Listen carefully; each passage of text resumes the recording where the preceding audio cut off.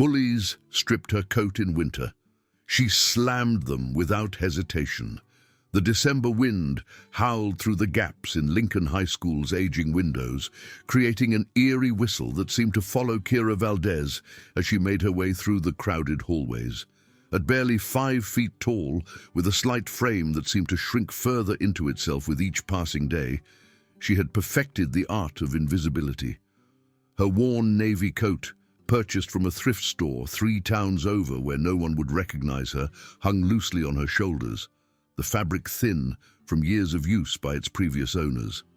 She pulled it tighter, though it did little to ward off the Michigan cold that seeped through the school's poorly insulated walls. 3 months. That's how long she'd been at Lincoln High, and every single day had felt like an eternity. The move from Phoenix had been sudden and devastating. Her father, Miguel Sr., had worked for 15 years at a tech company that went under without warning, taking with it not just his job, but their savings, their stability, and ultimately their home. The small inheritance from her grandmother had been just enough to relocate to this small Michigan town where the cost of living was lower, and her mother's distant cousin had offered them a place to stay until they got back on their feet. Kira's thick black hair fell like a curtain around her face as she navigated the morning rush. She'd learned quickly that eye contact was dangerous here. It invited attention, and attention at Lincoln High meant becoming a target.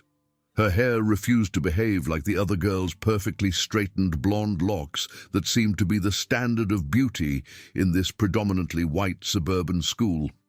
She'd tried once to straighten it, burning her hair with her mother's ancient flat iron until the acrid smell filled their tiny bathroom. The result had been a frizzy mess that only drew more mockery. The hallway was a minefield of social hierarchies she didn't understand and couldn't navigate. Groups clustered around lockers, their laughter sharp and exclusive. Athletes wore their Letterman jackets like armor, moving through the crowds with an ease that came from never having to question their place in the world. The popular girls traveled in packs, their designer boots clicking against the linoleum in perfect synchronization, their voices carrying that particular pitch that meant someone was about to be torn down for sport. "Watch where you're going, Valdez." The voice cut through the morning chaos like a knife through butter. Kira's stomach clenched into a familiar knot of dread as she recognized the voice that had haunted her nightmares for weeks. Trevor Hartwell stood behind her, all 6 feet and 200 pounds of him, radiating the kind of confidence that came from never having to work for anything in his life. His perfectly styled brown hair looked like it cost more than Kira's entire wardrobe. His Letterman jacket bore so many patches and pins it was practically a shrine to his athletic achievements. Trevor was Lincoln High royalty, and he knew it. His father wasn't just the mayor, he was a third-generation mayor from a family that practically owned half the town.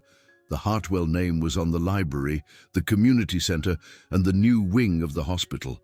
Trevor had grown up knowing that rules were for other people, that consequences were things that happened to those without connections, that the world would always bend to accommodate him. "Sorry," Kira mumbled, the word automatic now, trained into her like a reflex. She quickened her pace toward her locker, number 847, tucked into a corner of the east wing where the overhead lights flickered intermittently and the heating barely worked. Even locker assignments, she'd learned, reflected the social hierarchy at Lincoln High. "Sorry doesn't cut it, Phoenix girl," Trevor called after her, using the nickname he'd coined for her during her first week. He made it sound like an insult, like being from somewhere else was a disease she'd brought with her.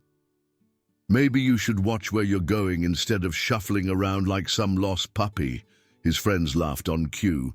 Jake Morrison and Brad Chen flanked Trevor like bodyguards, though what Trevor needed protection from, Kira couldn't imagine. Jake's father owned Morrison Automotive, a chain of car dealerships that sprawled across 3 counties. He was built like Trevor, tall and broad, with the kind of casual cruelty in his eyes that suggested he'd been taught from birth that other people existed for his entertainment. Brad's family owned the Golden Dragon restaurant empire, 5 high-end establishments that catered to the wealthy suburbs surrounding their small town. He was leaner than the other two, but made up for it with a viciousness that seemed calculated to prove he belonged in their circle. Together, they formed an unholy trinity of privilege and cruelty that had made Kira's life a living hell since the moment she'd walked through Lincoln High's doors. They had a gift for finding her wherever she tried to hide, for knowing exactly which words would cut deepest, for pushing just hard enough to hurt, but not hard enough to leave evidence. "Look at her run away," Jake sneered, his voice carrying down the hallway. "Like a little mouse. Hey, Valdez, they sell backbone at the thrift store where you got that pathetic coat." The laughter that followed felt like physical blows. Kira's fingers trembled as she worked her locker combination, 36, 24, 18, numbers she'd memorized through repetition born of desperation. The lock stuck, as it always did, requiring her to jiggle it just right while pulling up on the handle. Everything at Lincoln High seemed designed to resist her, to remind her that she didn't belong. Inside her locker, she'd taped a small photo to the back wall where no one could see it. It showed her and her Uncle Miguel at his gym in Phoenix, both of them in their GIs after she'd earned her purple belt. She was smiling in the photo, genuinely happy, confident in a way she couldn't even imagine being now. That girl felt like a stranger, someone from a different life who'd been left behind in the Arizona desert. Uncle Miguel had been more than just her instructor. He'd been her mentor, her protector, the one person who'd seen potential in the quiet, bookish girl who'd walked into his gym 8 years ago. He'd been a professional MMA fighter once, before a knee injury ended his career and led him to open his small gym in a strip mall in Phoenix. He'd taught her that Brazilian jiu-jitsu wasn't about violence, it was about control, discipline, and knowing that you could defend yourself if you absolutely had to. "The most important muscle you'll ever develop," he'd told her during one of their training sessions, "is the one between your ears. Knowing when not to fight is just as important as knowing how to fight." She touched the photo briefly, drawing strength from the memory, before closing her locker and heading to her first class. Advanced placement history with Mr. Patterson was usually a safe haven. He was married to Mrs. Patterson, the librarian who'd become Kira's unofficial guardian angel, and he ran his classroom with the kind of old-school discipline that even Trevor's crew respected. The classroom was already half full when she arrived. She took her usual seat in the back corner, next to the radiator that clanged and hissed, but at least provided some warmth. From here, she could see everyone without being seen, could observe the social dynamics that ruled Lincoln High like some anthropological study. Sarah Chen, no relation to Brad despite the shared surname, sat 2 rows ahead. She was everything Kira wasn't. Tall, confident, with the kind of natural grace that made even the hideous Lincoln High uniform look fashionable. She was also kind, one of the few popular kids who'd never joined in the mockery, though she'd never stood up against it either. Kira didn't blame her. Social suicide by association was a real thing at Lincoln High. Danny Rodriguez sat 3 seats to her left, bent over his notebook, already copying down the lesson outline Mr. Patterson had written on the board. Danny was her lab partner in chemistry, the one person she could count on for normal human interaction 5 days a week. He was shy, bookish, with thick glasses and a tendency to hunch his shoulders, like he was trying to make himself smaller. She understood the impulse. There was something about Danny that made her feel less alone. Maybe it was the way he smiled when he got a formula right, genuine and unguarded. Maybe it was how he always made sure she had the material she needed for their experiments, quietly sliding extra graph paper her way when he noticed she was running low. Or maybe it was just that he treated her like a person instead of a target. "Good morning, class," Mr. Patterson said, his voice cutting through the morning chatter. "Today, we'll be discussing the social dynamics of post-World War II America. Open your textbooks to chapter 15. Kira lost herself in the lesson. in the familiar comfort of dates and facts and historical analysis. Here she could excel without drawing attention. Her essays came back with A's marked in Mr. Patterson's neat red pen, though she was careful never to volunteer answers in class. Excellence was acceptable as long as it was quiet, invisible, contained to paper where it couldn't threaten anyone's ego. The morning passed in its usual rhythm. English with Ms. Martinez, who tried too hard to be cool and relevant, peppering her lessons with references to social media and pop culture that always felt slightly off. Algebra 2 with Mr. Thompson, who taught with the enthusiasm of someone counting days until retirement. His monotone voice, a perfect soundtrack for the grey Michigan morning, visible through the classroom's dirty windows. Between classes, she perfected her invisibility technique. Head down, books clutched to her chest like armor, moving with purpose but not haste. She'd mapped out the most efficient routes between classes, the ones that avoided the main hallways where Trevor and his crew held court. The third-floor bathroom that no one used because the stalls didn't lock properly. The back stairwell that smelled like industrial cleaner and despair, but offered safe passage between floors. Lunch was where things got complicated. The cafeteria was a minefield of social territories, more complex than any military strategy. The athletes dominated the center tables, their presence commanding the best sight lines and easiest access to the food lines. The popular kids held the tables by the windows, where natural light made them look even more golden and untouchable. The band kids clustered near the exit, instruments cases piled like fortifications around their tables.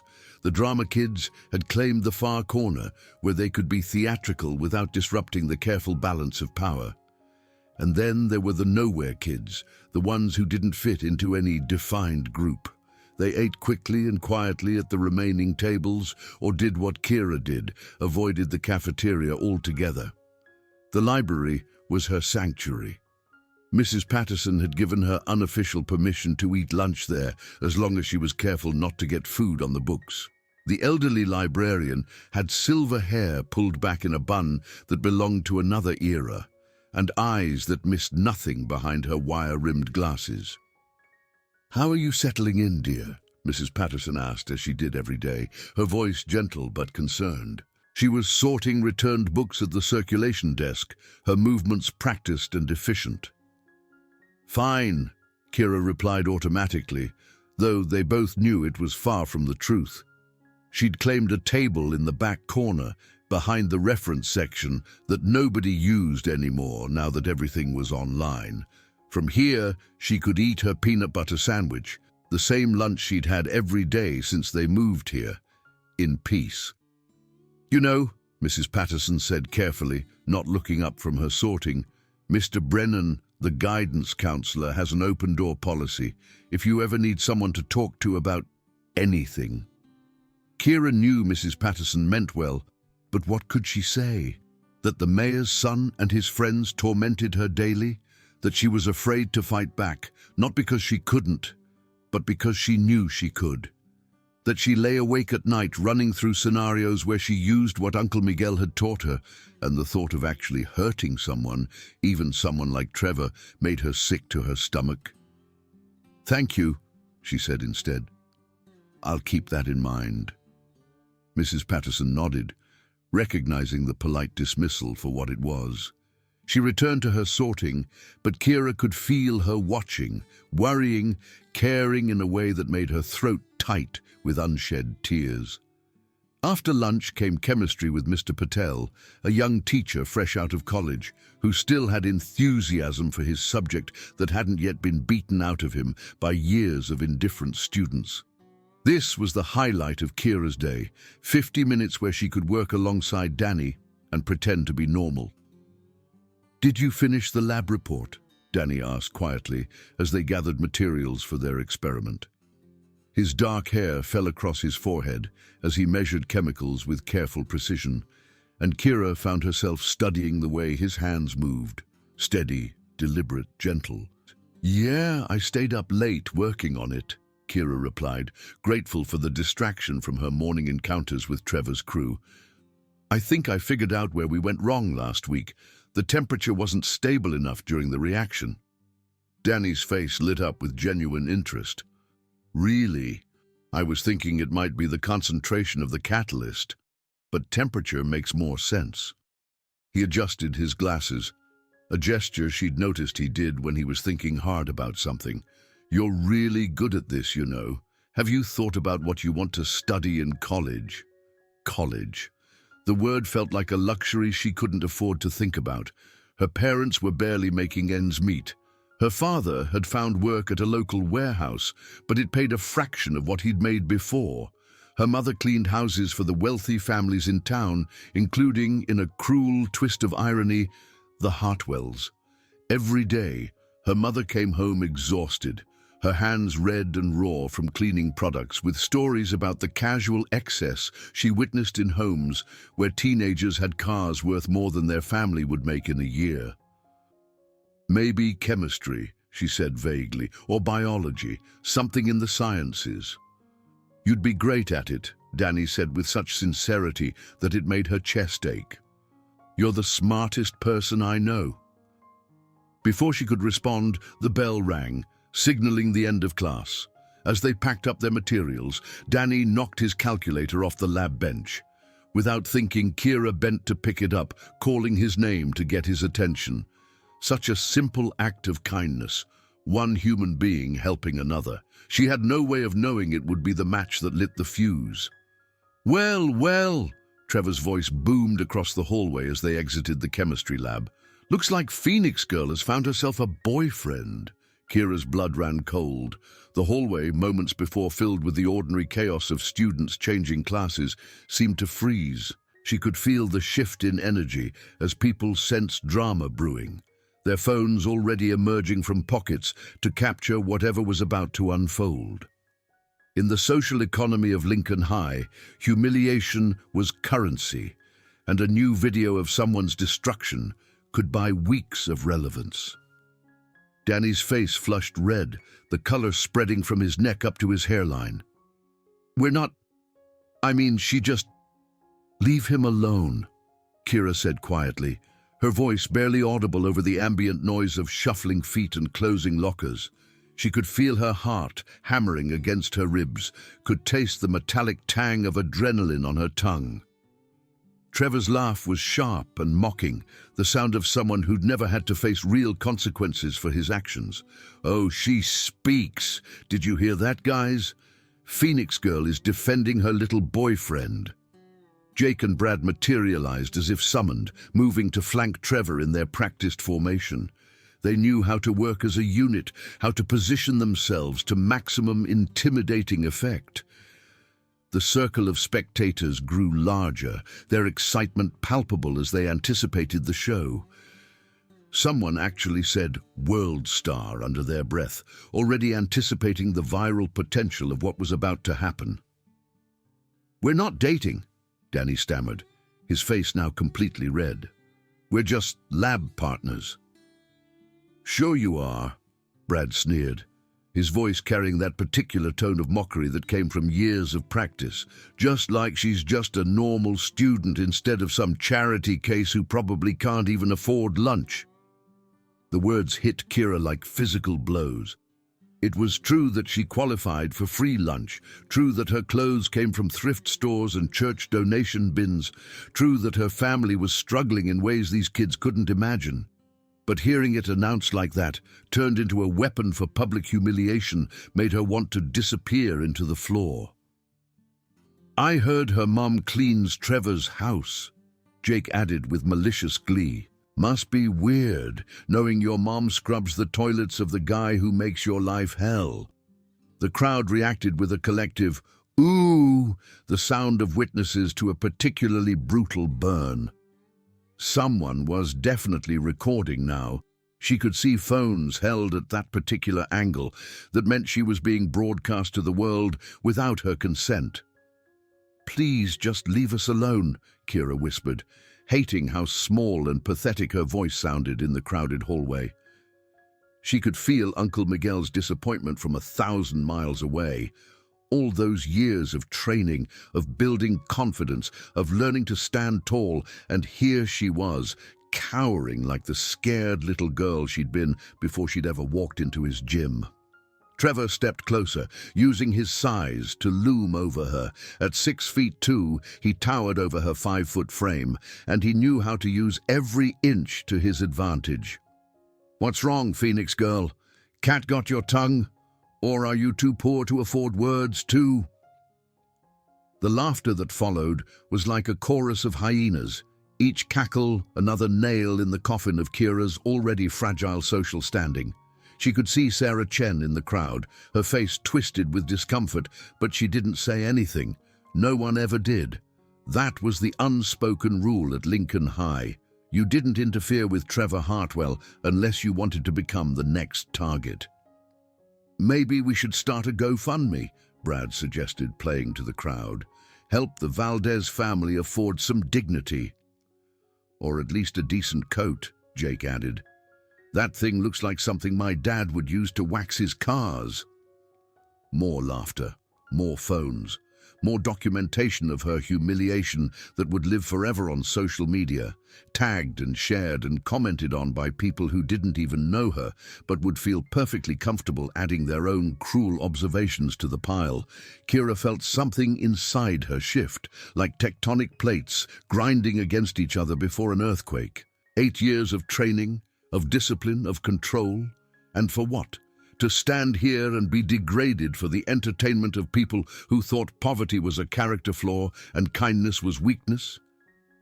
But no, not yet. Uncle Miguel's voice echoed in her head. "The true warrior wins without fighting. But when you must fight, win decisively." She took a deep breath, centered herself the way she'd been taught, and looked Trevor directly in the eyes. For just a moment, something flickered in his expression. Surprise, maybe, at the sudden steel in her gaze, but it passed quickly, replaced by his usual sneer. "Come on," she said to Danny, taking his arm gently. "We're going to be late for next period." She tried to walk away, to diffuse the situation, to be the bigger person like she'd always been taught. But Trevor wasn't done with his performance. "Yeah, run along, lovebirds," he called after them. "Maybe Danny can buy you a real coat with his lawn mowing money. Oh wait, even Mexican kids won't hire him because he's such a loser." Danny stiffened beside her, and she could feel his humiliation radiating like heat. This was her fault. Her friendship, such as it was, had painted a target on his back. The kindest person at Lincoln High was suffering because of her. The next few weeks brought a steady escalation of harassment that seemed to grow bolder with each passing day. Trevor and his crew had apparently decided that targeting both Kira and Danny was twice as entertaining as focusing on just one victim. They would knock books from Danny's hands in the hallway, making sure Kira saw it happen. Once, Jake accidentally spilled chocolate milk all over Danny's backpack, ruining his textbooks and the laptop his parents had saved for months to buy him. They would make loud comments about charity cases and losers whenever the two were within earshot, their voices pitched to carry just far enough to ensure maximum humiliation. The psychological warfare was relentless and carefully calculated. They never did anything overtly violent enough to warrant suspension. They'd learned exactly where the line was and danced along it with the skill of seasoned bullies who'd been perfecting their craft since middle school. Trevor seemed to take particular pleasure in finding new ways to humiliate them. He'd loudly offer to donate his old clothes to the poor whenever Kira walked by. He'd make jokes about hiring Danny's future kids to mow his lawn during history class, just loud enough for everyone to hear, but quiet enough that Mr. Patterson, slightly deaf in one ear, wouldn't notice. Brad had developed a game where he'd pretend to drop money in the hallway near Kira, then loudly exclaim, "Oh, better pick that up quick, Valdez. I know every penny counts for your family." The laughter from onlookers was always uncomfortable, tinged with the guilty relief that came from not being the target themselves. Jake preferred more direct approaches. He'd shoulder-check Danny in the hallways, sending the smaller boys stumbling into lockers or other students.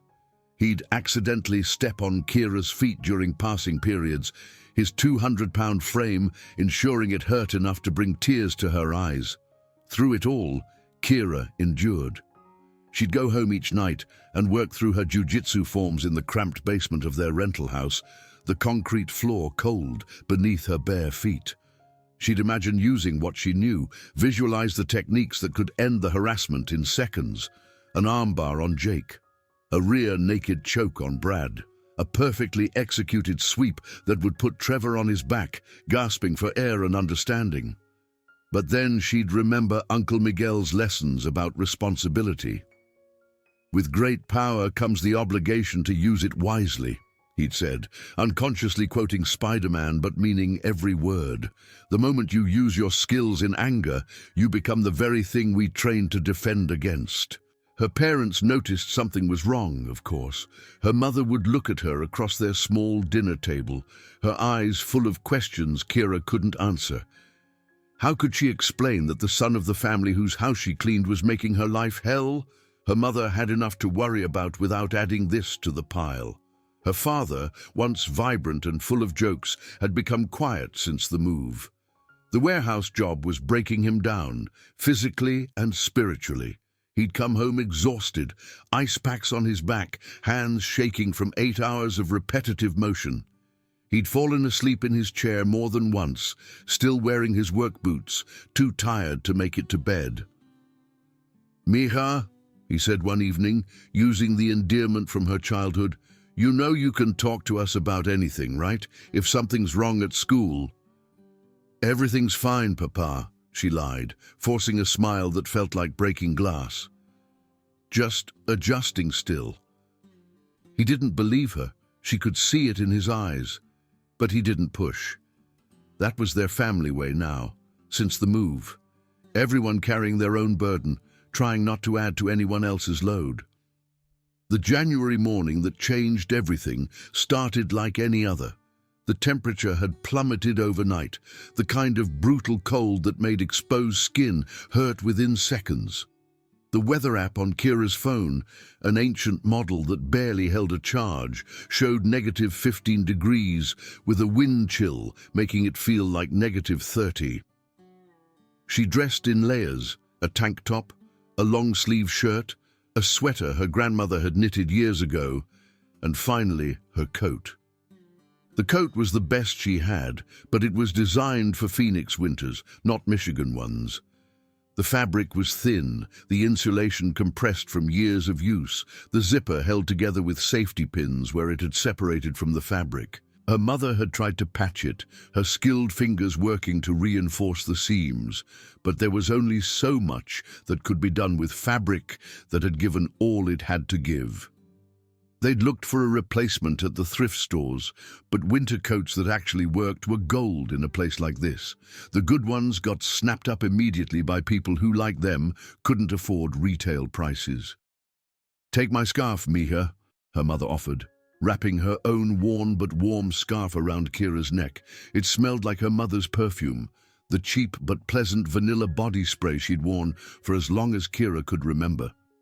"You need it for work," Kira protested. "I'll be inside cleaning. You have to wait for the bus. Take it." The bus ride to school was an exercise in endurance. The heating system worked sporadically, and Kira could see her breath inside the vehicle. She sat alone, as always, watching the frozen Michigan landscape pass by the fogged windows. Ice covered everything, like nature's attempt at beautification, but all it did was make the world look harder, more dangerous. School offered little relief from the cold. The aging building's heating system struggled against the brutal temperature, creating pockets of warmth near the radiators and Arctic zones everywhere else. Students huddled in groups, sharing body heat and complaints about the weather. Kira made it through her morning classes without incident. Trevor and his crew seemed subdued by the cold, their usual enthusiasm for torment dampened by the miserable weather. She allowed herself to hope that maybe today would be different. Maybe the weather would provide the reprieve she desperately needed. She should have known better. It happened during the passing period between fourth and fifth period, the hallway packed with students eager to get to their next class and out of the cold corridors. Kira had just closed her locker and was heading toward the cafeteria when she heard the familiar voices behind her. "Hey, Phoenix girl!" Trevor called out, his voice carrying that particular tone that always preceded trouble. "Nice coat. Did you find it in a dumpster?" She kept walking, hoping against hope that ignoring them would make them lose interest. But something was different today. There was an edge to Trevor's voice, a nastiness that suggested he'd decided to escalate their campaign of harassment to new levels. "I'm talking to you," Trevor said, his voice growing sharper. "Don't you know it's rude to ignore people?" Jake and Brad moved with practiced precision, cutting off her escape routes. Within seconds, they'd boxed her in against the lockers, their bodies forming a wall that blocked her from the view of any teachers who might intervene. The familiar circle of spectators began to form, phones emerging like weapons drawn for battle. "Look at that pathetic excuse for a coat," Brad said loudly, projecting his voice for the benefit of their audience. "I bet it doesn't even keep her warm." "Probably can't afford a real one," Jake added. "I saw her mom at Goodwill last week, digging through the donation bin like a raccoon." That was a lie. Her mother had too much pride to be seen at the thrift stores in town, driving 3 towns over to shop where no one would recognize her, but the truth didn't matter. The crowd laughed, the story would spread, and by lunch everyone would believe that the Valdez family literally dug through trash for clothes. "You're right," Trevor said, his eyes glinting with malicious intent. "Maybe we should help her out. I mean, if the coat's not working anyway." The words hung in the air for a moment before their meaning became clear. Kira tried to step back, but there was nowhere to go. The lockers pressed cold against her back, the metal leaching whatever warmth she'd managed to preserve. "Don't," she said, her voice stronger than she expected. "Just leave me alone." Trevor's hand shot out faster than she anticipated, grabbing the collar of her coat. The worn fabric, already stressed from years of use, creaked ominously under his grip. "What's wrong, attached to this piece of trash?" "Stop!" Kira gasped, her hands coming up instinctively to protect her coat. But Trevor was stronger, bigger, and he had help. Jake grabbed one sleeve while Brad took the other, and together they began pulling in different directions. The sound of tearing fabric was like a scream in the crowded hallway. Kira struggled, trying to keep her coat together, but it was 3 against 1, and the fabric was already failing. She could hear the crowd gasping, laughing, jeering, a mix of excitement and horror at the spectacle unfolding before them. "Help her!" someone shouted. It sounded like Sarah Chen, but no one moved to intervene. The bystander effect in full display, everyone waiting for someone else to be the hero. Kira could see Danny pushing through the crowd, his face twisted with rage and determination, but Jake released his grip on her coat long enough to shove Danny back, sending him sprawling onto the floor. His glasses skittered across the linoleum, and someone stepped on them, the crack audible even over the noise of the crowd. "Leave her alone!" Danny shouted, scrambling for his broken glasses, but his voice was lost in the chaos. With one final coordinated pull, the 3 boys succeeded in ripping Kira's coat from her shoulders. The sudden loss of even that meager protection against the cold was shocking. The hallway temperature, barely above freezing, hit her like a physical blow. She stood there in her grandmother's sweater, shivering, while Trevor held her destroyed coat like a trophy of war. "There we go," he said, his voice triumphant. "Now everyone can see what Phoenix trash really looks like." He dropped the coat on the floor and, in a gesture of pure cruelty that would be replayed millions of times on social media, stepped on it with his expensive winter boots, grinding the fabric into the dirty floor. The safety pins her mother had so carefully placed scattered like shrapnel. The crowd had gone quiet, recognizing that a line had been crossed. This wasn't normal bullying anymore. This was something darker, more vicious. Even some of Trevor's usual supporters looked uncomfortable, their laughter dying in their throats. Kira stood there for a moment, shivering in the cold hallway, surrounded by dozens of students recording her humiliation. She could feel tears threatening to fall, could taste the bile rising in her throat. 3 months of torment, of daily humiliation, of constant fear. And now this, the destruction of the one thing keeping her warm in the brutal Michigan winter. And something inside her finally snapped, but it wasn't a violent snap, not the kind that leads to screaming or crying or lashing out blindly. It was the quiet snap of a decision being made, of a line being drawn, of a girl who'd been raised to be strong, remembering exactly who she was. The transformation was subtle at first. Her shoulders, which had been hunched in defeat, slowly straightened. Her chin, which had been tucked to her chest, lifted. Her hands, which had been shaking with cold and humiliation, steadied. The crowd, still recording, began to sense that something had shifted, though they couldn't quite identify what. Kira took a deep breath, the cold air filling her lungs, and when she exhaled, it was like she was expelling 3 months of fear and doubt. When she opened her eyes, they were different, clear, focused, unafraid. "Give me my coat back," she said, and her voice carried an authority that made several students step back instinctively. Trevor, still high on his victory, laughed. "What did you say?" "I said," Kira repeated, each word deliberate and clear. "Give me my coat back, now." The laughter in the hallway died completely.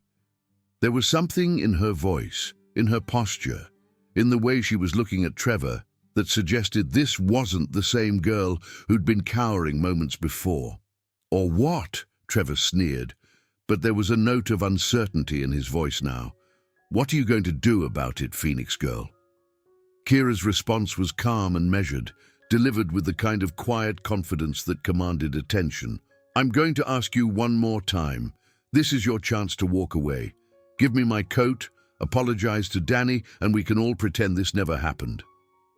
Jake laughed nervously. "Is she seriously threatening us right now?" "I'm not threatening anyone," Kira said, her gaze never leaving Trevor's face. "I'm giving you an opportunity to make the right choice. Because if you don't, if you insist on continuing this, then I'll have to defend myself. And trust me, you don't want that." Trevor's face flushed with anger and embarrassment. Being challenged by someone he'd considered beneath notice, and in front of an audience no less, was intolerable. His ego, inflated by years of unchecked privilege, couldn't process the idea that Kira might be anything other than a victim. "Listen to her," he mocked, addressing the crowd. "Phoenix Girl thinks she's tough now. What are you going to do? Cry to the principal? Call your mommy to come save you? Oh wait, she's probably too busy scrubbing my toilets." He kicked her coat further away, the gesture dismissive and cruel. "There's your precious coat. Go fetch it like the dog you are." The crowd gasped. Even by Lincoln High standards, that was harsh. Several students lowered their phones, suddenly uncomfortable with what they were witnessing. This had crossed from entertaining drama into something uglier. Kira closed her eyes for a moment, and in that space between heartbeats, she heard Uncle Miguel's voice as clearly as if he were standing beside her. "There comes a time when walking away enables more harm than standing your ground. When that time comes, you'll know. And when you know, act without hesitation." When she opened her eyes, 8 years of training clicked into place, like pieces of a puzzle finally forming a complete picture. She could see everything with perfect clarity. Trevor's stance, slightly off balance from his theatrical kick, Jake's position, too close to his friends to move effectively, Brad's weight distribution, favoring his left leg from an old basketball injury she'd heard him complaining about. "Last chance," she said quietly. "Walk away." Trevor's response was predictable. His ego bruised, his authority challenged. He did what every bully does when their power is questioned. He escalated. He stepped forward aggressively, his hand reaching out to shove her, to reassert his dominance physically. It was the opportunity Kira had been waiting for. Time seemed to slow as her training took over. Trevor's hand came toward her chest in what felt like slow motion. Instead of backing away as he expected, she stepped into his space, her left hand deflecting his arm, while her right hand grabbed his wrist. She pivoted on her left foot, her hip checking into his midsection, and used his own momentum against him. The hip throw was textbook perfect. Trevor's feet left the ground as his entire body weight shifted over her hip. For a moment, he seemed to hang in the air, his face a mask of shock and confusion. Then gravity took over, and all 200 pounds of him crashed to the floor with an impact that echoed through the suddenly silent hallway.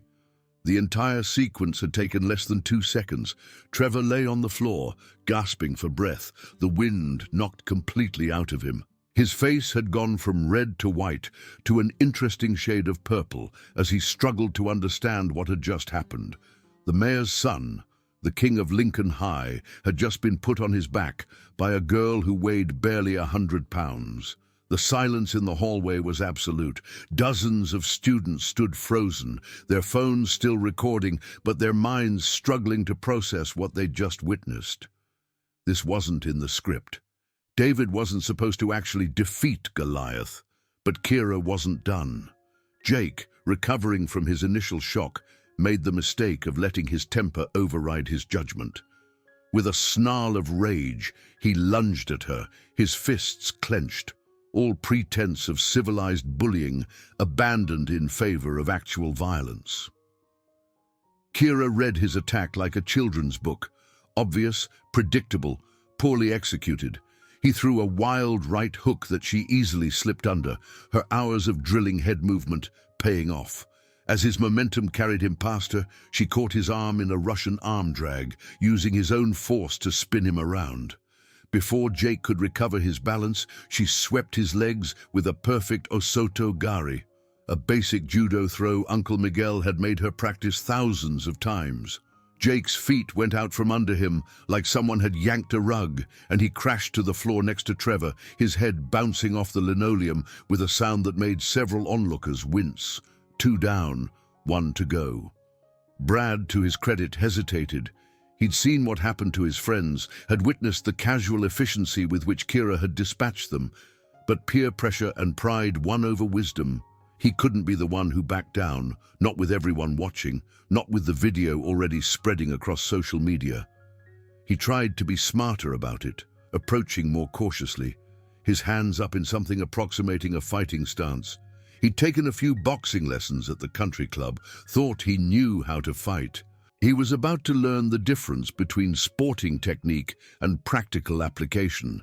Brad threw a jab, technically correct but telegraphed. Kira parried it with her left hand, while simultaneously stepping to his outside angle.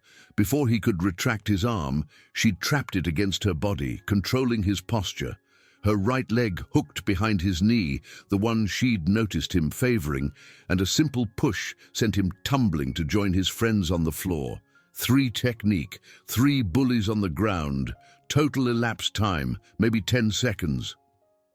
Kira stood in the center of the triangle formed by the 3 boys, her breathing steady, not even winded. She hadn't thrown a single punch, hadn't kicked anyone, hadn't done anything that could be construed as aggressive assault. She'd simply used their own attacks against them, turning their violence into their downfall. The hallway remained dead silent except for the groaning of the 3 boys as they tried to recover their breath and their dignity. The crowd stared in collective shock, their worldview shattered. The social hierarchy of Lincoln High, seemingly carved in stone, had just been demolished by a girl they'd written off as weak and worthless. "Here's how this is going to work," Kira said, her voice carrying to every corner of the silent hallway. She wasn't shouting. She didn't need to. Everyone was hanging on her every word. "You're going to leave me alone. You're going to leave Danny alone. You're going to leave everyone alone who can't fight back, because if you don't, I'll be there to remind you what happens when you pick on people you assume are weak." Trevor struggled to sit up, his face red with exertion and humiliation. His perfect hair was messed up, his expensive jacket twisted and dirty. For the first time in his life, he looked vulnerable, human, fallible. You can't just, he gasped, still struggling to breathe properly. Can't just what? Kira interrupted, her voice calm but firm. I can't just defend myself, can't just stand up to bullies, can't just refuse to be your victim anymore. She walked over to where her coat lay crumpled on the floor, picking it up and shaking off the dirt. The fabric was torn beyond repair, but she folded it carefully, almost reverently. This coat had been the catalyst, the final straw, but it represented so much more. Every moment of fear, every day of humiliation, every time she'd chosen to endure rather than fight back. I've been training in Brazilian Jiu-Jitsu for 8 years, she said, addressing not just Trevor and his friends, but the entire crowd. My uncle was a professional MMA fighter. I could have done this on my first day here. I could have ended your little reign of terror before it even began. She paused, letting that sink in. The implications were staggering. Every moment of bullying, every cruel joke, every shove in the hallway, she had chosen to endure it all. But I was taught that violence should always be the last resort, she continued. I kept hoping you'd grow up, that you'd develop some basic human empathy, that someone in authority would do their job and stop you. I was wrong on all counts. Jake had managed to sit up, holding his head where it had bounced off the floor. This isn't over, he groaned. Your dad will what? Kira asked. Sue me for defending myself? Press charges because you attacked me and lost? Go ahead. I'm sure the dozens of videos being uploaded right now will make interesting evidence. She was right, of course. The entire confrontation had been captured from multiple angles. The clear progression from verbal harassment to physical assault to self-defense was undeniable. Trevor and his friends had been the aggressors. Kira had simply refused to be their victim. Brad, always the most calculating of the three, seemed to realize this. We could edit the videos, he said quietly to Trevor. Make it look like what? Sarah Chen stepped forward from the crowd, her phone held high. Like she attacked you unprovoked. Good luck with that. I've got the whole thing, including the part where you ripped her coat off and stepped on it. I'm done watching this happen and staying silent. It was like her words broke a spell. Suddenly, other students began speaking up.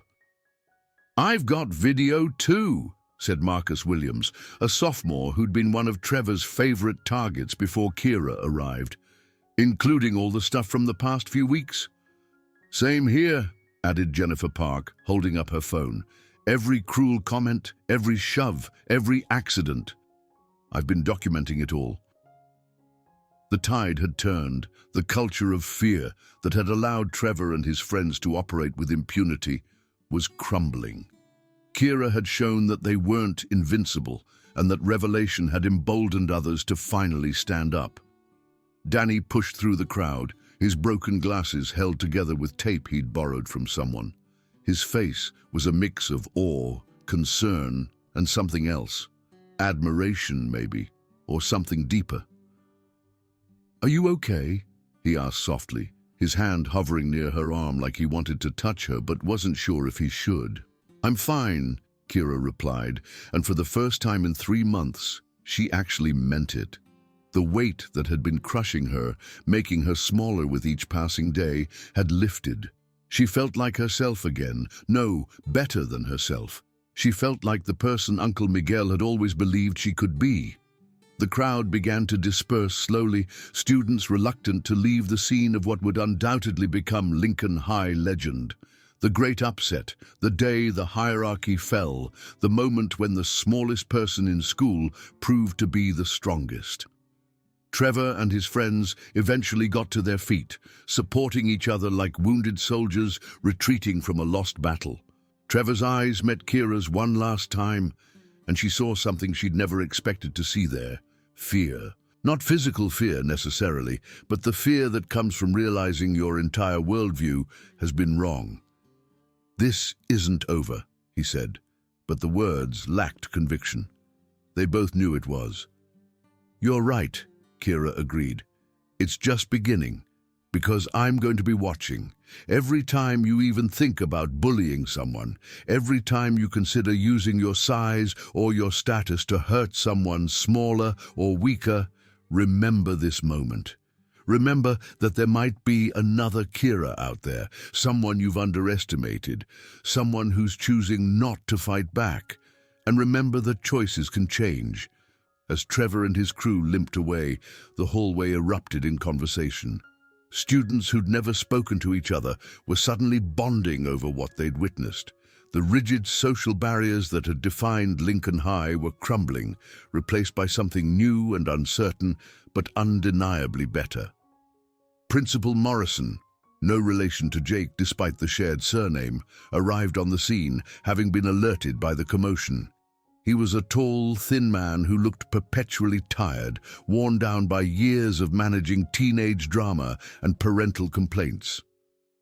"What happened here?" he demanded, though his tone suggested he already knew he wasn't going to like the answer. Before anyone could respond, Mrs. Patterson appeared at his elbow. The elderly librarian had moved faster than anyone would have thought possible, and she held her phone up like a weapon. "What happened," she said firmly, "is that Miss Valdez was assaulted by 3 students who destroyed her winter coat and attempted to physically harm her. She defended herself using minimum necessary force. I have video evidence, as do approximately 40 other witnesses." Principal Morrison's face went pale. The political implications were staggering. The mayor's son and 2 other prominent students from wealthy families had been caught on video assaulting a student from a low-income family. The optics were catastrophic. "I see," he said carefully. "Miss Valdez, are you injured? Do you need medical attention?" "No," Kira said. "I'm fine." "And you 3? He turned to Trevor, Jake, and Brad, who had stopped their retreat to watch the interaction. We're fine," Trevor muttered, though Jake was still holding his head and Brad was limping slightly. "Good. Then I'll see all 4 of you in my office. Now." The next hour was surreal. Kira sat in Principal Morrison's office, her destroyed coat in her lap, while the principal reviewed video after video on various students' phones. With each viewing, his face grew more grave. The evidence was overwhelming and undeniable. Trevor, Jake, and Brad sat on the opposite side of the room, their parents having been called in. Mayor Hartwell arrived in a rush of expensive cologne and barely contained rage. Mr. Morrison, Jake's father, showed up in a suit that probably cost more than Kira's family made in a month. The Chens arrived together, Mrs. Chen's face a mask of disappointment that suggested Brad was going to face consequences worse than anything the school could dish out. Kira's parents arrived last, having had to leave work early. Her father still wore his warehouse uniform, and her mother had the smell of cleaning products clinging to her clothes. They looked out of place in the principal's office, surrounded by the town's elite, but they held their heads high. "I've reviewed the evidence," Principal Morrison began carefully. "The video clearly shows that Mr. Hartwell, Mr. Morrison, and Mr. Chen initiated physical contact with Miss Valdez, destroyed her property, and attempted to assault her. Miss Valdez defended herself using what appears to be trained self-defense techniques." "This is ridiculous," Mayor Hartwell interjected. "That girl attacked my son." "With all due respect, Mayor," Principal Morrison said, his voice steady despite the sweat beading on his forehead, "the video evidence contradicts that interpretation. Your son and his friends were clearly the aggressors." Mrs. Patterson, who had insisted on being present as Kira's advocate, spoke up. "I've been documenting the harassment Miss Valdez has endured for months. I have dates, times, witnesses. This incident was the culmination of a sustained campaign of bullying that the administration failed to address. The threat of a lawsuit hung unspoken in the air. A poor family, systematically harassed by the children of the wealthy with video evidence and documentation. It was a lawyer's dream and a politician's nightmare. The negotiations that followed were swift and decisive. Trevor, Jake, and Brad would receive 3-week suspensions. They would attend mandatory counseling and perform 100 hours of community service. They would have no contact with Kira or Danny for the remainder of the school year, and their families would pay for a new winter coat for Kira, though she suspected the expensive Canada Goose jacket that arrived the next day was more about assuaging guilt than genuine contrition. But the real changes happened outside the principal's office. News of the confrontation spread through Lincoln High like wildfire. The videos went viral, not just within the school, but across social media platforms. "Phoenix Girl Fights Back" started trending. News outlets picked up the story. "Small girl defeats 3 bullies using Brazilian jiu-jitsu." The narrative was irresistible, the classic David versus Goliath tale updated for the social media age. When Kira returned to school after a day off to let things calm down, she found a transformed environment. Students who had never acknowledged her existence suddenly wanted to be her friend. Underclassmen looked at her with something approaching awe. Even teachers treated her differently, with a respect that should have been there from the beginning. But more importantly, the culture of bullying at Lincoln High began to shift. Other victims found their voices, emboldened by Kira's example. A freshman who'd been having his lunch money stolen daily suddenly had a group of seniors standing with him. A girl who'd been mocked for her weight found allies among the popular kids who'd previously stood by in silence. Sarah Chen became one of Kira's closest friends, their bond forged in the crucible of that moment when Sarah had chosen to speak up. "I should have said something sooner," she admitted one day at lunch. "I knew what they were doing was wrong, but I was afraid of becoming a target myself." "Fear is powerful," Kira replied, understanding completely. "That's how bullies maintain control. They make everyone afraid, even the bystanders." Danny and Kira's relationship evolved from friendship to something deeper. The shared trauma had created a bond, but it was their genuine affection for each other that made it last. He started training at a local martial arts gym, not to become a fighter, but to build confidence. "I want to be able to stand beside you," he said, "not behind you." Trevor, Jake, and Brad returned from their suspension changed. Not transformed, that would be too much to expect, but certainly subdued. Trevor, in particular, seemed to struggle with his new reality. His social status had taken a massive hit. The video of him being thrown by a girl half his size had become a meme. His father's political career had suffered from the scandal. The golden boy had been revealed to have feet of clay. One day, about a month after the incident, Trevor approached Kira in the hallway. She tensed, ready for another confrontation, but he held his hands up in a gesture of peace. "I wanted to apologize," he said, the words clearly difficult for him. "Not because my parents are making me, but because I've been thinking about what you said, about how you could have stopped me from day one, but chose not to." Kira studied his face, looking for deception, but found what might have been genuine remorse. And I realized that you gave me dozens of chances to be a better person, and I threw them all away. I tormented you because I could, because it made me feel powerful, because—" He trailed off, struggling to articulate something he'd probably never examined before. "Because that's what you were taught," Kira finished for him, "that your worth comes from being above others, from having power over them." Trevor nodded, looking younger than his 18 years. "My dad, he's not a good person. I'm starting to see that now. The way he talks about people, the way he treats anyone he considers beneath him. I became him without even realizing it." "Recognition is the first step," Kira said, her voice gentler than he probably deserved. "But it means nothing without action. You can't undo what you did to me, to Danny, to all the others, but you can choose to be different going forward. I'm trying, Trevor said. I'm seeing a therapist, a real one, not the joke my parents sent me to initially. She's helping me understand things about myself, about why I did what I did. Good, Kira said simply. Keep doing that. They never became friends. Too much damage had been done for that. But they reached a détente of sorts. Trevor kept his distance but would nod respectfully when their paths crossed. Jake and Brad followed his lead, as they always had, though with considerably less grace. The spring semester brought unexpected opportunities. A local news station did a feature on Kira, focusing not on the confrontation, but on her broader story, the economic hardship her family faced, the challenges of being a minority in a predominantly white school, the strength she'd found through martial arts.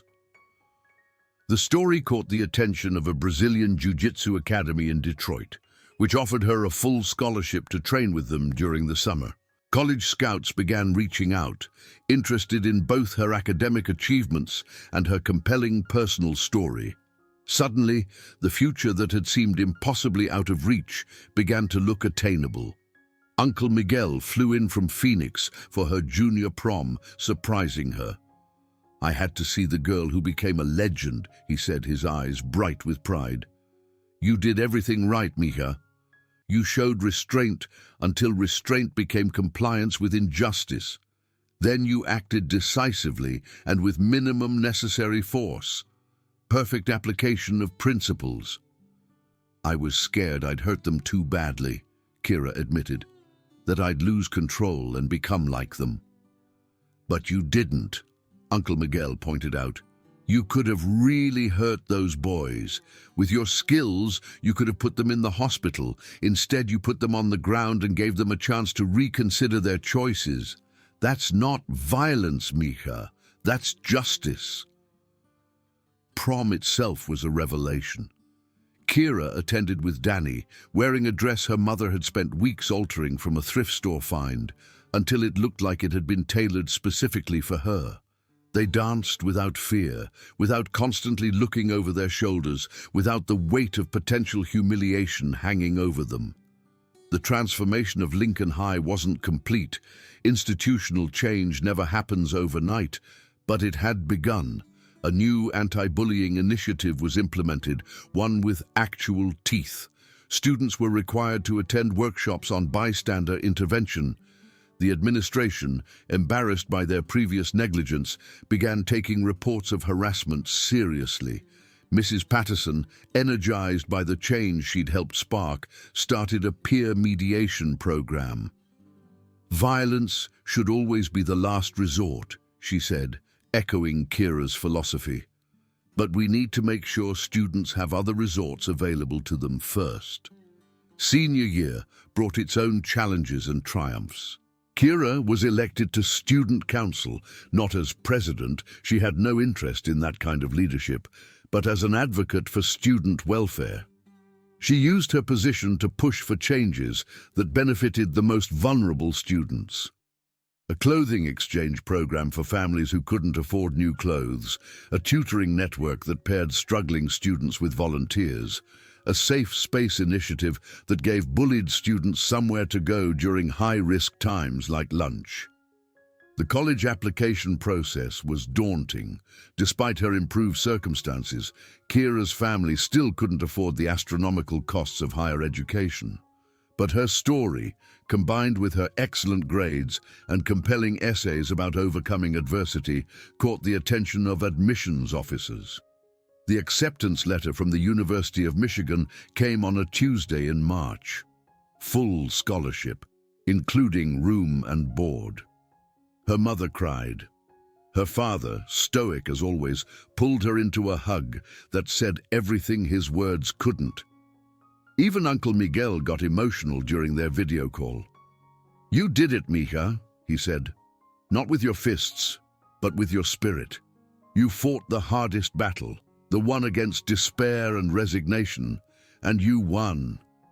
Graduation day was surreal. Kira walked across the stage to receive her diploma, and the applause was thunderous. Not the polite clapping that accompanied most students, but genuine appreciation for someone who had fundamentally changed their community. Trevor was there too, of course. He'd managed to salvage his academic career enough to graduate, though his prospects weren't what they'd once been. As they stood in line waiting to walk, he turned to her. "I never thanked you," he said quietly. "For throwing you on the ground?" Kira asked, a slight smile playing at her lips. "For showing me who I really was," Trevor replied. "I didn't like what I saw, but at least now I can work on changing it. My therapist says recognition is the first step." "Sounds like a smart therapist," Kira said. "Yeah, well, she also says I have a lot of steps to go, probably a lifetime's worth." "Most important journeys are," Kira replied. As she walked across that stage, Kira thought about the journey that had brought her here. From Phoenix to Michigan, from invisible to unavoidable, from victim to victor. Though she rejected that last label, she wasn't a victor because there had been no real winners in what happened. Trevor and his friends had lost their innocence about consequence-free actions. The school had lost its illusion of being a safe space, and Kira had lost the ability to believe that pure pacifism was always the answer. But sometimes losing things was necessary for growth. A seed had to break open to become a plant. A muscle had to tear to grow stronger. And sometimes a girl had to fight to teach everyone, including herself, that fighting wasn't always the answer, but neither was endless submission to injustice. The summer before college, Kira returned to Phoenix to train with Uncle Miguel. The gym was exactly as she remembered it, small, a bit run down, but filled with the energy of people working to better themselves. She helped teach the kids' classes, passing on not just techniques, but philosophy. "Remember," she told a young girl who reminded her of herself at that age, "the goal isn't to hurt people. It's to have the confidence that comes from knowing you could protect yourself if necessary. Most fights are won before they ever become physical, just by carrying yourself like someone who won't be an easy victim." One evening, as they cleaned up after class, Uncle Miguel asked her about the incident that had made her famous in martial arts circles. The video had spread far beyond Lincoln High, becoming a teaching tool in self-defense classes across the country. "Do you regret it?" he asked. "How it happened?" Kira considered the question carefully. "I regret that it had to happen at all. I regret that 3 boys were raised to believe that cruelty was strength. I regret that it took violence to make people pay attention to what was happening. But I don't regret defending myself. I don't regret showing other victims that they don't have to accept abuse. And Trevor, do you forgive him?" "Forgiveness isn't mine to give or withhold," Kira said. "He has to forgive himself, and that only comes after genuine change. But I don't carry anger about it anymore. Anger is too heavy, and I've got too far to travel to carry unnecessary weight."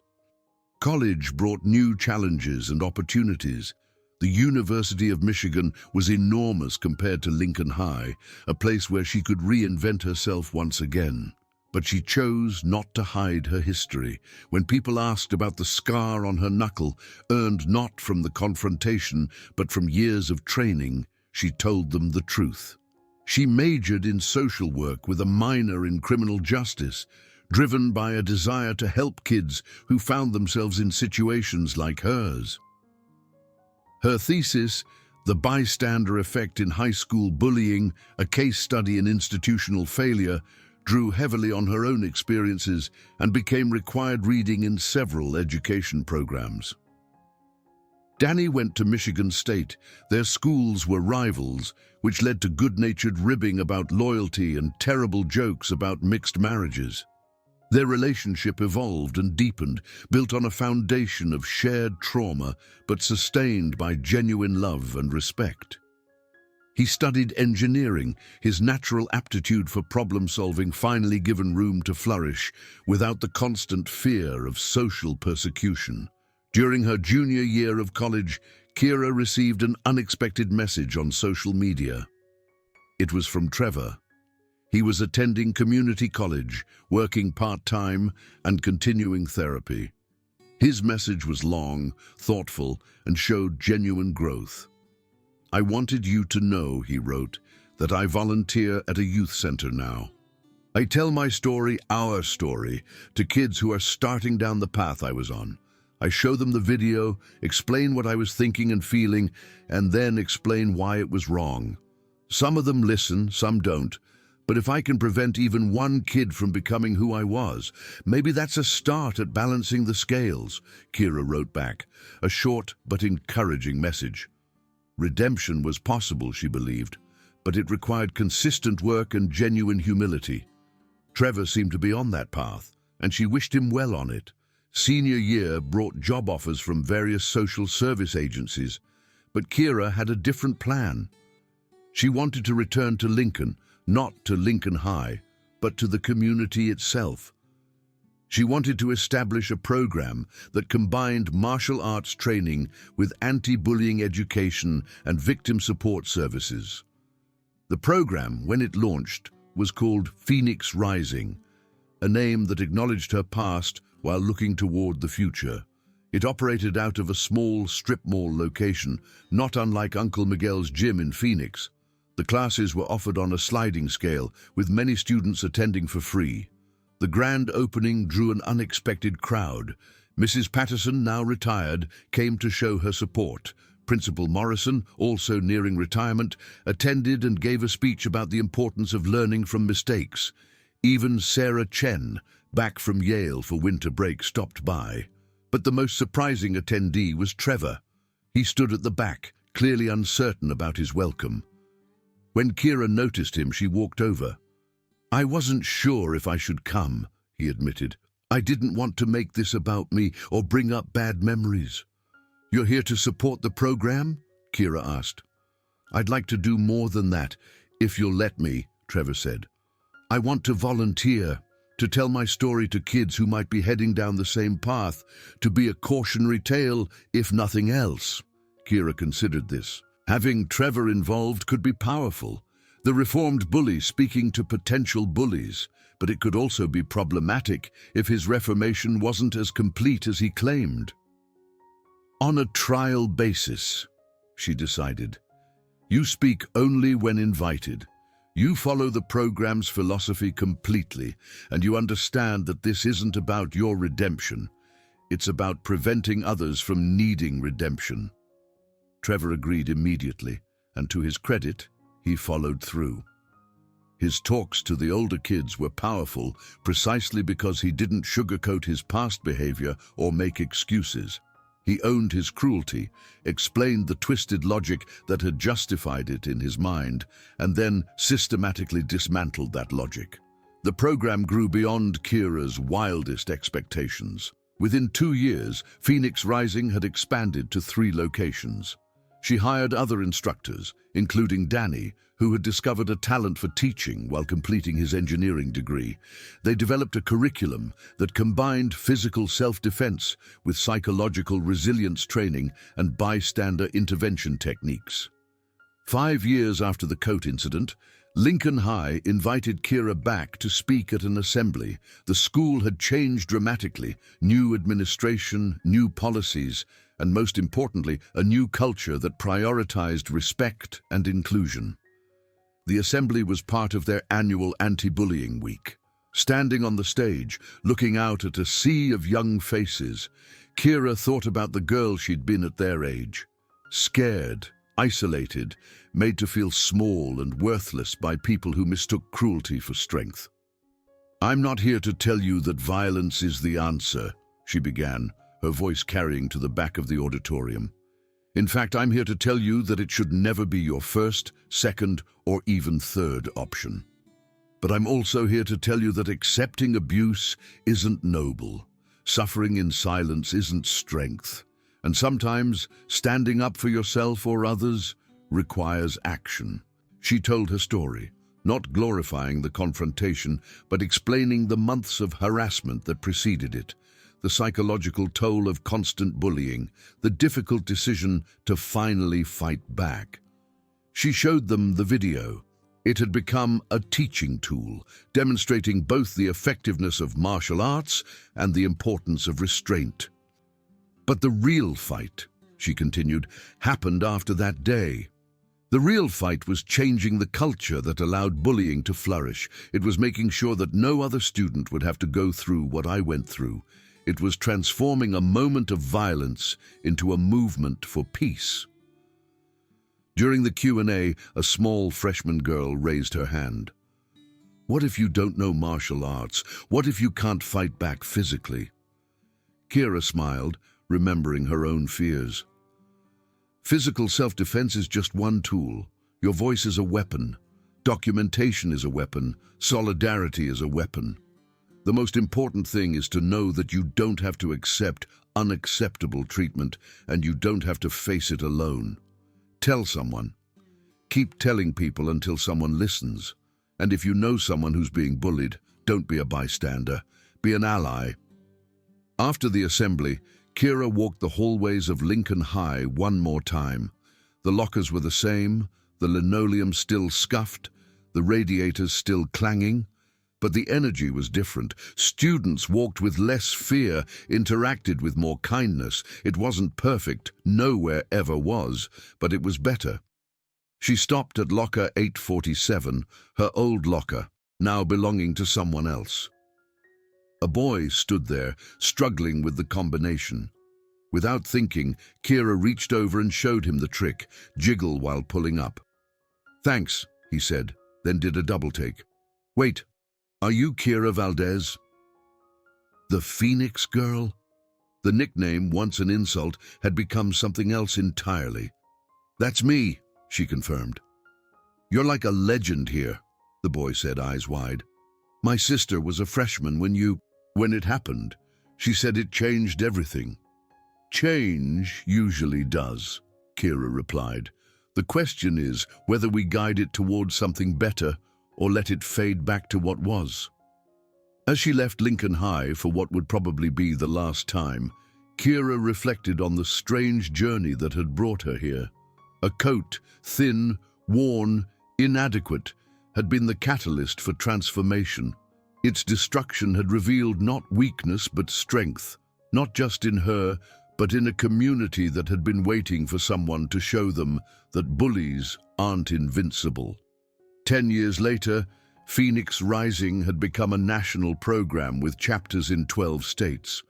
Kira traveled frequently, speaking at schools, training instructors, advocating for policy changes that addressed bullying at systemic levels. She'd written a book, Rising from the Ashes, a journey from victim to advocate, that became required reading in many education programs. Danny had become her husband, their wedding a beautiful blend of cultures and a celebration of love, born from adversity. Their daughter, Maya, was 5 years old and already training in martial arts, though Kira emphasized fun and discipline over fighting techniques. "Will you teach me to fight like you did, Mommy?" Maya asked one evening, having heard some version of the story from well-meaning relatives. "I'll teach you to be strong," Kira replied, pulling her daughter close. "Strong in body, strong in mind, strong in spirit. Fighting is just one expression of strength, and usually not the best one." "But sometimes it is?" Maya asked with a child's directness. "Sometimes," Kira admitted, "when someone tries to hurt you or someone else who can't protect themselves, when words have failed and walking away enables more harm. Then yes, sometimes fighting is necessary, but the real strength is knowing when those times are and having the courage to act." Trevor, surprisingly, had become a significant donor to Phoenix Rising. He'd taken over his father's business after the former mayor's political career imploded in a corruption scandal, and he'd transformed it into something more ethical. He served on the program's board, his presence a constant reminder that redemption was possible, but required continuous effort. At a board meeting, discussing expansion into California, Trevor made an observation that stuck with Kira. "You know, that coat. I think about it sometimes. How something so small, so petty, could lead to something so significant. If I hadn't, if we hadn't done what we did, would any of this exist? That's the wrong question, Kira replied. The right question is, how many coats were destroyed before mine? How many kids were bullied into silence? How much suffering was ignored? My coat wasn't the beginning, it was just the breaking point. The meeting continued, but Kira's mind wandered to all the invisible Kiras out there, the quiet kids, the different kids, the ones who didn't fit the mold. They were in every school, every community, waiting for someone to see them, to stand with them, to show them they weren't alone. Phoenix Rising's mission statement, displayed prominently in every location, read, "From the ashes of cruelty, we rise with compassion. From the silence of fear, we speak with courage. From the isolation of victimhood, we build communities of strength." But Kira preferred the unofficial motto, coined by one of her young students. "We are not victims. We are not bullies. We are phoenixes, and we rise together." The program's success led to unexpected opportunities. Kira was invited to testify before Congress about bullying prevention legislation. She consulted with school districts nationwide, helping them develop comprehensive anti-bullying policies that went beyond zero tolerance to address root causes and systemic issues. One consultation brought her full circle to Phoenix, where she reunited with Uncle Miguel. His gym had expanded too, inspired by her success. He'd developed programs specifically for bullied kids, teaching them not just self-defense, but self-worth. "You exceeded every expectation I had," he told her over dinner at their old favorite restaurant. "Not because you defended yourself that day, but because of what you did with that moment. You transformed it into something bigger than yourself." "I had a good teacher," Kira replied. "You taught me that strength without wisdom is just violence, but wisdom without strength is just philosophy. The balance between them, that's where real power lies." As Phoenix Rising grew, so did its impact. Studies showed significant decreases in bullying rates at schools that implemented the program. More importantly, they showed increases in bystander intervention and peer support. The culture was shifting, slowly but measurably. Maya grew up surrounded by this philosophy, absorbing lessons about strength and compassion, courage and restraint. At 8 years old, she intervened when she saw older kids picking on a classmate, not with violence but with words and presence, standing beside the victim and refusing to be moved. "I did what you taught me, Mom," she reported proudly. "I used my voice first, my presence second, and kept my hands as the last resort that I didn't need." "That's my girl," Kira said, though privately she worried about the world her daughter was inheriting. Bullying had evolved with technology, becoming more insidious and harder to escape. Cyberbullying followed kids home, invaded their safe spaces, made the torment constant. Phoenix Rising evolved too, developing digital literacy programs and online support groups. They partnered with social media companies to develop better reporting and intervention tools. The fight against bullying had become more complex, but the core principle remained the same. No one should have to face cruelty alone. 15 years after the coat incident, Kira received a message that surprised her. It was from Brad Chen, whom she hadn't heard from since graduation. He was a doctor now, working in emergency medicine, and he wanted to talk. They met at a coffee shop in Detroit, the years evident in the lines on their faces and the gray creeping into their hair. Brad looked tired but centered, like someone who'd found their purpose after a long search. "I see the results of bullying every week," he said without preamble. "Kids who hurt themselves because they can't take it anymore. Kids who hurt others because they've never learned another way. And every time, I think about what we did to you." "That was a long time ago," Kira said neutrally. "Time doesn't erase harm," Brad replied. "I've been following Phoenix Rising, what you've built. I want to help, not publicly. I don't deserve that platform, but behind the scenes. Medical support for your programs, training for instructors on recognizing signs of abuse and self-harm. Whatever you need." Kira considered this. Brad's offer seemed genuine, and his medical expertise could be valuable. "Why now?" she asked. "Because I have a daughter," Brad admitted. "She's 5, and she's small for her age, quiet, different. And I'm terrified that someone will do to her what I did to you.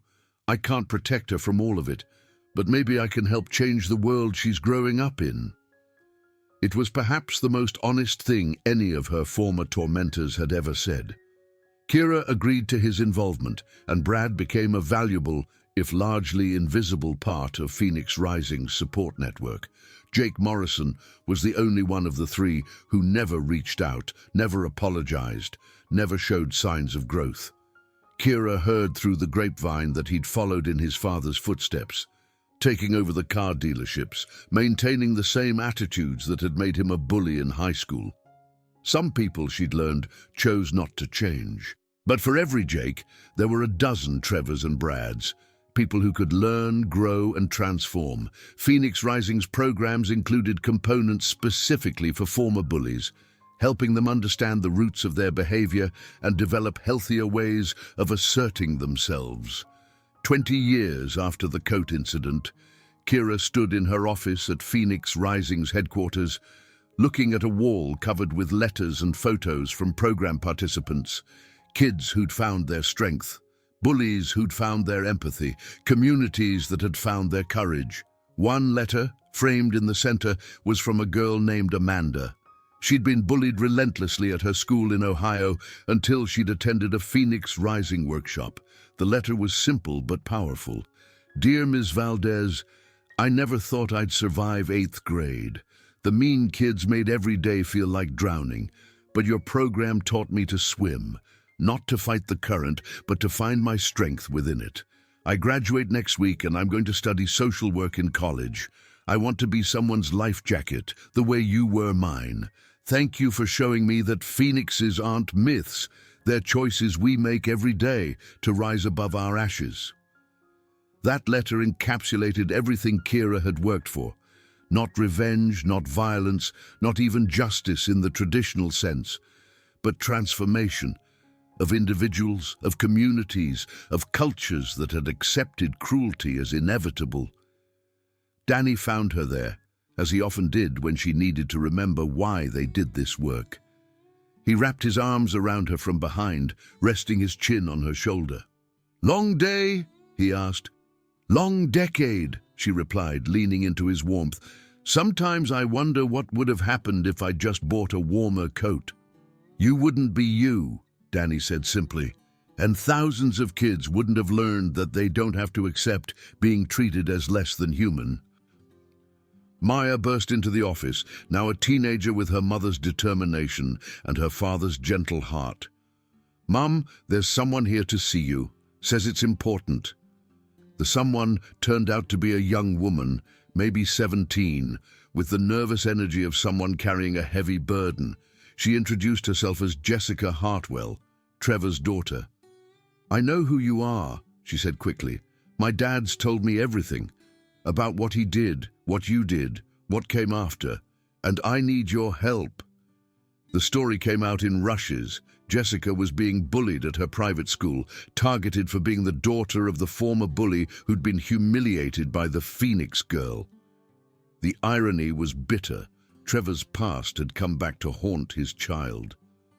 "I don't want to fight them," Jessica said, tears streaming down her face. "But I don't know how to make it stop.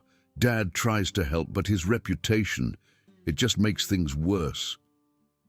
Kira saw the cycle threatening to repeat itself, trauma passed down through generations like a cursed inheritance. But she also saw an opportunity to break that cycle. "We'll help," she promised. "Not with violence, not with humiliation, but with strategies that actually work. And Jessica, you're not responsible for your father's past. You're only responsible for your own future." Working with Jessica became a project for the whole family. Maya, close in age, became a peer mentor. Danny developed technical solutions for documenting cyberbullying. Trevor, swallowing his pride, publicly addressed his past in a way that removed ammunition from his daughter's tormentors. The intervention worked, but more importantly, it demonstrated that Phoenix Rising's principles could transcend even the most complicated histories. Jessica became a junior instructor in the program, teaching other teens that strength could be quiet, that courage could be gentle, that rising from ashes was a choice available to everyone. 25 years after a thin coat was ripped from her shoulders in a freezing hallway, Kira stood before the United Nations, addressing a global conference on bullying prevention. Phoenix Rising had gone international, with programs in 30 countries, adapted to different cultures but maintaining core principles. "A wise man once told me," she began, thinking of Uncle Miguel, now in his 70s but still teaching, "that the most important fights are the ones we choose not to have. But when we must fight, we fight not to destroy but to transform, not to humiliate but to educate, not to perpetuate cycles of violence but to break them." She spoke about the coat, about Trevor and Jake and Brad, about the moment when she chose to stop being a victim.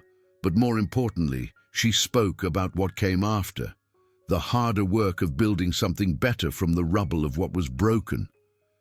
"Every day, in schools around the world, someone's coat is being destroyed," she continued. "Literally or figuratively, someone is being stripped of their dignity, their safety, their sense of self. And every day, we have a choice. Be the bully, be the bystander, or be the one who stands up and says, 'No more.'"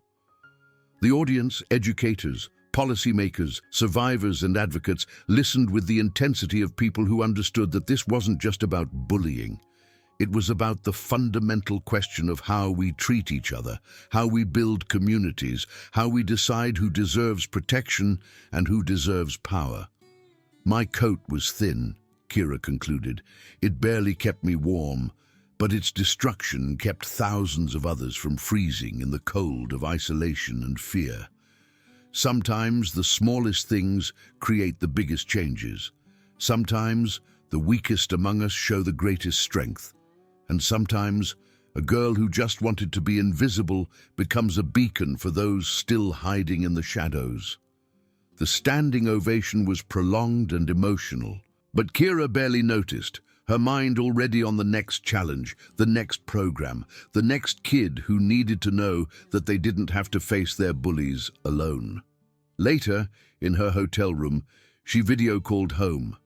Maya was teaching a class at the local Phoenix Rising Center, her movements fluid and confident. Danny was reviewing architectural plans for a new facility. Life had moved so far from that terrible winter day that sometimes it felt like someone else's story. But then she'd receive a letter from a kid who'd found strength through the program, or encounter an adult still bearing the scars of childhood bullying, and she'd remember why this work mattered. Every coat destroyed was a potential catalyst. Every victim was a potential phoenix. Every bully was a potential ally, if shown a better way. The next morning brought news that Phoenix Rising had been nominated for the Nobel Peace Prize. The committee cited its revolutionary approach to violence prevention through empowerment, education, and transformation of both victims and aggressors. Trevor called to congratulate her, his voice thick with emotion. "You turned the worst thing I ever did into something that's helped millions of kids," he said. "I don't know whether to be proud or ashamed." "Both," Kira suggested. "Shame for what was, pride for what you've helped build since. That's the thing about rising from ashes. You have to acknowledge the fire that created them." As she flew home from New York, Kira gazed out at the clouds and thought about the girl she'd been. Small, scared, shivering in a Michigan hallway while her tormentors laughed. That girl had possessed strength she didn't know existed, courage she'd never had to test, and resilience that would reshape thousands of lives. The coat had been destroyed, but from its threads she'd woven something indestructible, a network of support that spanned the globe, a philosophy that transformed violence into power, a legacy that would outlive everyone who'd stood in that hallway. Phoenix Rising's newest initiative focused on preventing bullying before it started, working with preschools and elementary schools to teach empathy, respect, and conflict resolution from the earliest ages. Maya was leading the program development, bringing fresh perspectives and innovative approaches. "We're not just teaching kids not to bully," Maya explained during a planning meeting. "We're teaching them to recognize the humanity in everyone, to understand that differences are strengths, to know that their worth doesn't come from being above others, but from lifting others up." It was ambitious, perhaps impossibly so. But then, Kira reflected, so had been the idea that one small girl standing up to her bullies could spark a global movement. The program launched in 50 schools simultaneously, with careful monitoring and adjustment. Early results were promising: decreased aggression, increased cooperation, and most importantly, children who seemed genuinely to understand that kindness was not weakness. One day, visiting a participating school, Kira observed a kindergarten class practicing what they called phoenix breathing, a calming technique for when they felt angry or scared. A little boy, probably 5 years old, was teaching it to a classmate who was upset about a broken crayon. "See," the boy said, his voice serious with the importance of his task, "you breathe in the mad and breathe out the strong, like a phoenix." His understanding wasn't perfect, but the intent was clear. A new generation was learning that strength came not from domination, but from self-control, not from hurting others, but from helping them. That evening, at dinner with her family, Kira shared the story. Maya laughed, Danny smiled, and for a moment the weight of 25 years lifted. They were just a family, sharing a meal, celebrating small victories. But then Maya asked a question that brought everything full circle. "Mom, if you could go back, would you change what happened? Would you stop them from taking your coat?" Kira considered carefully. It was a question she'd asked herself countless times, usually in the dark hours when the trauma still echoed despite all the healing. "No," she said finally, "I wouldn't change it, because that coat wasn't just mine, it belonged to every kid who'd been bullied into silence. Its destruction was the crack that let the light in. And look how much light there is now." She gestured around the table, at her family, at the photos on the wall showing Phoenix Rising centers around the world, at the letters from kids whose lives had been saved, literally and figuratively, by the program. "That coat was thin," she continued, "but what rose from its ashes could warm the world." Maya nodded, understanding in a way that only someone raised in this philosophy could. Danny reached over and took Kira's hand, squeezing gently, a reminder that she'd never faced any of this alone, not really. Later that night, unable to sleep, Kira stood in her backyard looking up at the stars. Somewhere out there, in countless schools and homes, kids were facing their own thin coat moments. Some would find the strength to stand up immediately. Others would endure until they couldn't anymore. Still others would never get the chance to rise. But fewer than before. And tomorrow, fewer still. That was the real victory, not the dramatic confrontation in a high school hallway, not the videos that went viral, not even the global movement that followed. The real victory was in the quiet moments when a potential bully chose kindness, when a bystander chose intervention, when a victim chose to seek help believing they would be heard.